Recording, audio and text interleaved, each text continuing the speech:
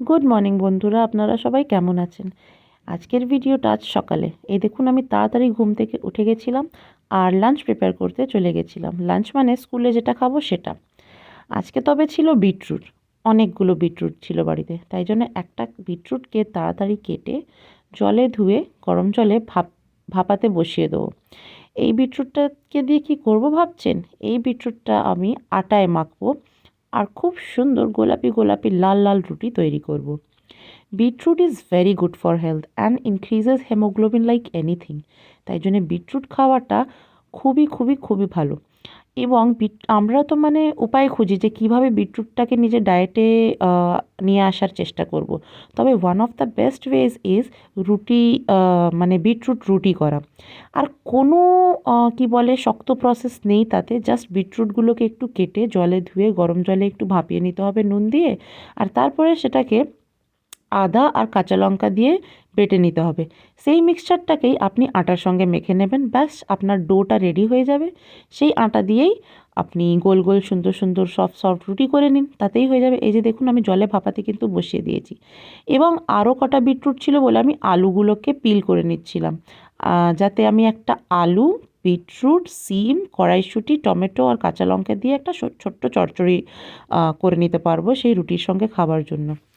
আপনারা দেখতেই পাচ্ছেন যে আমি নিয়েছি দুটো কাঁচা লঙ্কা, একটা আদা আর বিটরুটগুলোকে নিয়ে এই মিক্সার গ্রাইন্ডারে বেটে নেব।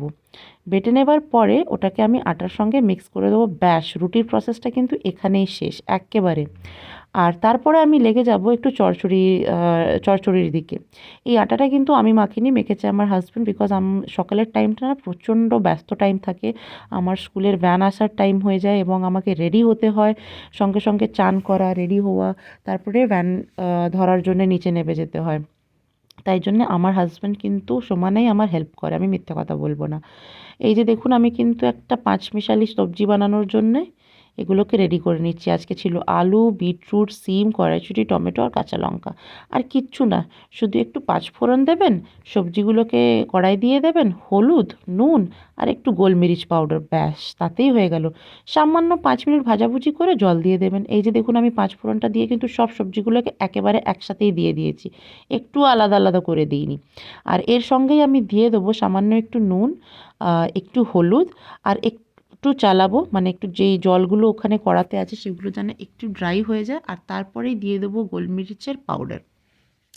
সেটা দেওয়ার পরেই কিন্তু সঙ্গে সঙ্গে, আর এই যে দেখুন আটাটা কিন্তু মাখা হয়ে গেছে।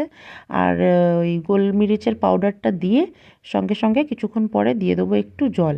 আর তারপরে এটাকে একটু কম আঁচে বসিয়ে আমি কিন্তু চলে যাব স্নান করতে। স্নান করে রেডি হয়ে স্কুলে যাওয়ার জন্য একেবারে তৈরি হয়ে যেতে হবে। আর এদিকে আমার হাজব্যান্ড বলেছিল যে তুমি তৈরি হয়ে যাও, রুটিগুলো আমি করে দিচ্ছি। এই যে দেখুন, ও রুটি করা হয়ে গেছে। এরপরে কিন্তু ভিডিও নিতে পারিনি, কারণ আমি চলে গেছিলাম স্নান করতে। এরপরে কিন্তু ডাইরেক্ট আমার লাঞ্চ প্লেটের ফটোটাই দেবো। ততক্ষণ খেয়াল রাখবেন, ভালো থাকবেন, টাটা। আর এই ছবিটা ঠিক তখন প্রায় 1টার সময় স্কুলে, তখন আমরা সবাই, সব টিচারগুলো মানে খেতে বসেছি, আর তখন আমার প্লেটে এই রুটি আর সবজিটাকে বার করেছি। দেখুন তো, পিঙ্ক পিঙ্ক রুটি আর পিঙ্ক পিঙ্ক হেলদি একটা ভেজিটেবল কেমন লাগছে দেখতে? ভালো লাগছে তো? একদম চটপট রেসিপি, আপনারাও করতে পারেন। চা খেয়াল রাখবেন, আবার দেখা হবে নেক্সট ভিডিওতে।